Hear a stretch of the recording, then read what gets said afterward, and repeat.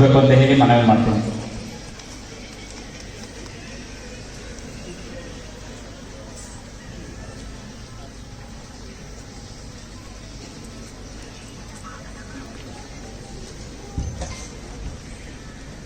ಎಲ್ಲರಿಗೂ ನಮಸ್ಕಾರ. ಇವತ್ತು ಹಾಸನ ಜಿಲ್ಲೆಯಲ್ಲಿ ಇಷ್ಟೇ, ನಮ್ಮ ಹಾಸನದಲ್ಲಿ ಅಷ್ಟೇ ಅಲ್ಲ, ನಮ್ಮ ರಾಜ್ಯದಲ್ಲಿ ಈಗ ಉದ್ಯೋಗ ಪರ್ವ ಪ್ರಾರಂಭ ಆಗ್ತಾ ಇದೆ. ನಿಜ ಹೇಳಬೇಕು ಅಂದ್ರೆ ಈ ಸಮಯದಲ್ಲಿ ಯಾರು ನಮಗೆ ಒಂದು ಸರ್ಕಾರಿ ಉದ್ಯೋಗವನ್ನ ಬೇಕು ಅಂತ ಆಸೆ ಪಡ್ತಾ ಇದ್ರು ಅವ್ರಿಗೆಲ್ಲರಿಗೂ ಒಂದು ಸುವರ್ಣ ಅವಕಾಶ. ಯಾಕಂದ್ರೆ ನಮ್ಮ ದೂದ್ಪೀರ್ ಅವರು ಹೇಳಿದ ಹಾಗೆ ಈಗ ಆಲ್ರೆಡಿ ಸುಮಾರು 25,000ಕ್ಕಿಂತ ಹೆಚ್ಚಿನ ಹುದ್ದೆಗಳಿಗೆ ಅಧಿಸೂಚನೆ ಹೊರಡಿಸಲಾಗಿದೆ. ಇನ್ನು ಮುಂದಿನ ದಿನಗಳಲ್ಲಿ 40,000ರಿಂದ 45,000 ಹುದ್ದೆಗಳು ಬರುವ ಅವಕಾಶ ಇದೆ. ಹಾಗಾಗಿ ನೀವೆಲ್ಲ ಇದಕ್ಕೆ ತಯಾರಾಗಬೇಕು. ಯಾರು ತಯಾರಾಗಿರ್ತಾರೋ ಅವರಿಗೆ ಮಾತ್ರ ಅವಕಾಶ. ಹಾಗಾಗಿ ಇದು ಒಂದು ಕಾರ್ಯಕ್ರಮ ನಾವು ಮುಂಚೆನೆ ಪ್ರಾರಂಭ ಮಾಡಿದ್ದೇವೆ. ಈ ಕಾರ್ಯಕ್ರಮಕ್ಕೆ ಮುಖ್ಯ ರೂವಾರಿಗಳು ಅಂದ್ರೆ ನಮ್ಮ ಸಮಾಜ ಕಲ್ಯಾಣ ಇಲಾಖೆ ವತಿಯಿಂದ, ಹಿಂದುಳಿದ ವರ್ಗಗಳ ಇಲಾಖೆ, ಅಲ್ಪಸಂಖ್ಯಾತರ ಇಲಾಖೆ, ಆ ಮೂವರು ಸೇರಿ ನಮ್ಮ ಮಕ್ಕಳಿಗೆ, ಅದರಲ್ಲೂ ಕಾಲೇಜ್ ವಿದ್ಯಾಭ್ಯಾಸ ಮಾಡ್ತಕ್ಕಂತಹ ಮಕ್ಕಳಿಗೆ ಹೆಚ್ಚಿನ ಒತ್ತನ್ನ ಕೊಟ್ಟು ಅವರು ಯಾಕೆ ಸರ್ಕಾರಿ ಉದ್ಯೋಗಗಳನ್ನು ಗಳಿಸಬಾರದು ಅನ್ನೋ ನಿಟ್ಟಿನಲ್ಲಿ ಈ ಕಾರ್ಯಕ್ರಮವನ್ನು ಏರ್ಪಡಿಸಿದೆ.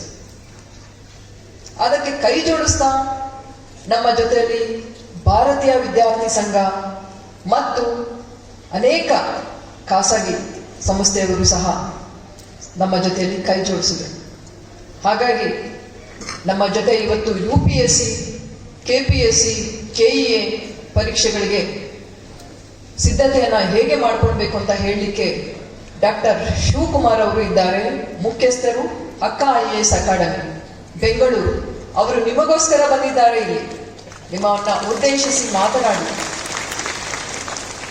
ಜೊತೆಗೆ ನಮ್ಮ ಪ್ರೊಫೆಸರ್ ಮಹೇಶ್ ಅವರು ಹೇಳ್ತಾ ಇದ್ರು, ಅವರು ಸರ್ಕಾರಿ ಆರ್ಟ್ಸ್ ಕಾಲೇಜ್ ಪ್ರಾಂಶುಪಾಲರು.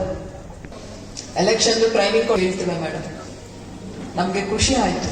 ಯಾಕಂದ್ರೆ ನಾವೆಷ್ಟೋ ಬಾರಿ ನಾವು ಯಾಕೆ ಆ ರೀತಿ ಹಾಕಬಾರ್ದು ಅಂತ ಪ್ರೇರಿತ ಹಾಕ್ತವೆ. ಸೊ ಅದಕ್ಕೊಂದು ಅವಕಾಶ. ನಾನು ನಮ್ಮ ನಂತರ ಹಾಗೆ ಅಂತ ಹೇಳ್ತಾ ಇಲ್ಲ, ನನಗಿನ್ನ ಒಳ್ಳೆ ವ್ಯಕ್ತಿತ್ವ ನಿಮ್ದು ಹಾಕ್ಬೇಕು, ಒಳ್ಳೆ ಕರಿಯರ್ ನಿಮ್ದು ಹಾಕ್ಬೇಕು. Okay, my only request is in between ಮಾತಾಡಬಾರ್ದು, ಕೇಳಿಸ್ಕೊಳೋದು. Can I use this one? ಕೇಳುತ್ತೆ ಮಾಡೋದೇ ನಮ್ಮ ಕೆಲಸ. ಒಂದು ಕ್ಷಣ ಯೋಚನೆ ಮಾಡಿ, ನಮ್ಮ ದೇಶದಲ್ಲಿ ಒಂದು ವರ್ಷದಲ್ಲಿ ಎಷ್ಟು ಜನ ಪದವೀಧರರು ಹೊರಗಡೆ ಬರ್ತಾರೆ? ಗ್ರಾಜ್ಯುಯೇಟ್ಸ್ ಗೊತ್ತಿದೆನಾ? ಸುಮಾರು 80 ಮಿಲಿಯನ್, ಅಂದ್ರೆ 8 ಕೋಟಿ ಜನ ಒಂದಲ್ಲ ಒಂದು ಪದವಿ ತಗೊಂಡು ಹೊರಗಡೆ ಬರ್ತಾರೆ. ನೀವು ಅನ್ಕೊಂಡಿರ್ಬೋದು, ನಾನೊಬ್ಳೆ ಓದ್ತಾ ಇರೋದು, ನಾನೊಬ್ನೇ ಚೆನ್ನಾಗಿ ಓದ್ತಾ ಇದ್ದೇನೆ, PUC ಪಾಸ್ ಆಗಿ ಡಿಗ್ರಿಗೆ ಬಂದ್ಬಿಟ್ಟಿದ್ದೇನೆ. ಅಲ್ಲ, 8 ಕೋಟಿ ಜನ ಹೊರಗಡೆ ಬರ್ತಾರೆ. ಕೇವಲ 4 ವರ್ಷದ ಹಿಂದೆ ಬರೀ 40 ಕೋಟಿ ಬರುವರು, ಈಗ ಸ್ವಲ್ಪ ಜಾಸ್ತಿ ಆಗಿದೆ. May be many reasons, research ಮಾಡಿ ಏನಕ್ಕೆ ಅಂತ ಹೇಳಿ. ನನಗೆ ಗೊತ್ತಿದೆ, ನಾ ಹೇಳಲ್ಲ, ನನ್ನವೇ ಕೆಲವು ಉದಾಹರಣೆಗಳಿದೆ. ಅಂದ್ರೆ ಒಂದು ವರ್ಷದಲ್ಲಿ 8 ಕೋಟಿ ಜನ ಹೊರಗಡೆ ಬರ್ತಾರೆ. ಅಂದ್ರೆ 15 ಲಕ್ಷ ಜನ ಸುಮಾರು ಇಂಜಿನಿಯರಿಂಗ್ ಗ್ರಾಜ್ಯುಯೇಟ್ಸ್.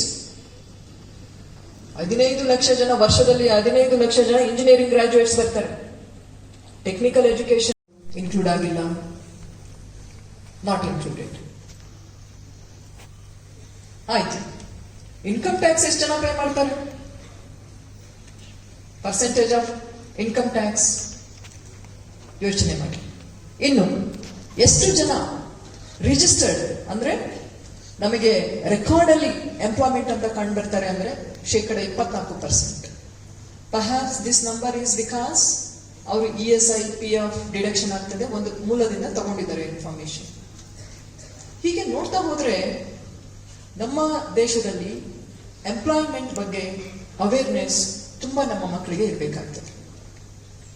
ನಾನು ಹೇಳ್ತಾ ನಮ್ಮ ಕರ್ನಾಟಕ ಸರ್ಕಾರಕ್ಕೆ ಬಂದೆ, ಸುಮಾರು 5 ಲಕ್ಷಕ್ಕಿಂತ ಹೆಚ್ಚಿನ ಸರ್ಕಾರಿ ನೌಕರರು ಇದ್ದಾರೆ. ಇನ್ನು 3 ಲಕ್ಷಕ್ಕಿಂತ ಹೆಚ್ಚಿನ ನೌಕರರು ಸರ್ಕಾರೇತರ ಎಲಿಟ್, ಸರ್ಕಾರ ಪಬ್ಲಿಕ್ ಸೆಕ್ಟರ್ ಅಂತವೆ ಅಥವಾ ಕಾರ್ಪೊರೇಷನ್